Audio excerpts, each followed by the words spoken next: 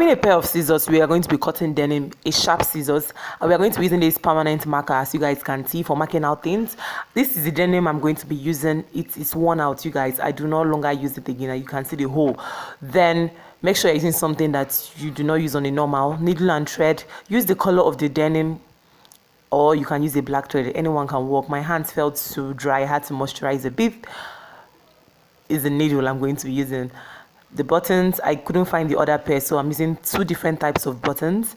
So I'm just going to be cutting this out in a straight line, though it's not really possible for me to cut it out in a straight line. I'm not a tailor and I'm not trying to be perfect here, but this is what I heard after I cut the denims into two. The part I'm going to be using are the ones we wear on our legs. I don't know if you guys can understand, but I hope I'm making sense. So these are the part I'm going to be using and discarding the other parts out. So trying to use scissors, I'm trying to even out the parts I didn't cut accurately.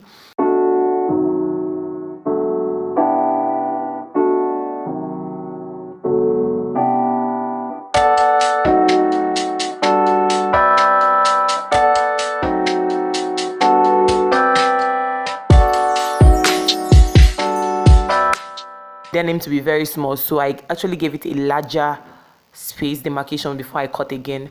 Then trying to separate the denims, I'm using my hand to separate it because the threads were really weak.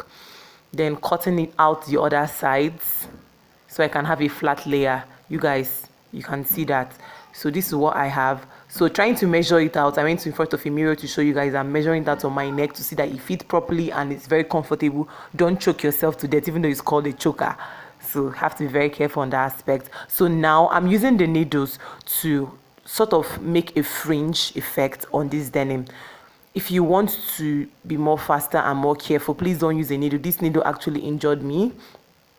Make sure that you're grabbing a pair of tweezers. I couldn't find my eyelash tweezers, so I had to make use of the needles. So this is what I'm doing, trying to even it out and roughen out the edges, as you guys can see, so it can give me this fringe effect. So as you try to fringe out the area, the mouth area, make sure that you stretch the jeans, the denims. Make sure you're stretching it so it can give you the expected effect you want. As you guys can see, it's already evened out. So I'm trying to cut out the white threads excesses because I obviously do not need that on my neck. Okay, so I'm removing the threads, as you guys can see. So this is what it looks like now, looking all cute and ready to go. But no, we are not done. So trying to put in buttons. I have to put in buttons so I can be able to hold it behind my neck.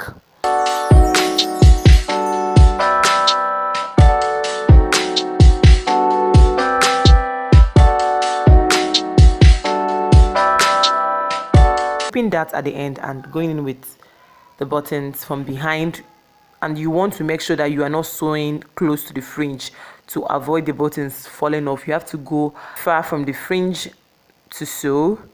Then all coupled with the fact that I had to put two buttons, I've explained it earlier, for it to really fit on my neck and give me that inspired snatched neck, guys. So I just created a hole in order for me to make the buttons secure.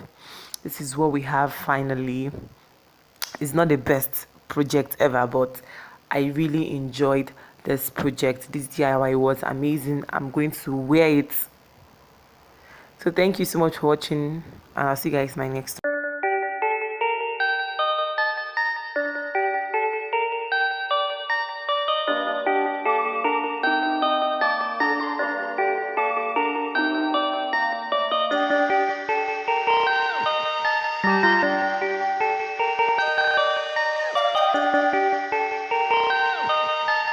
Perfect.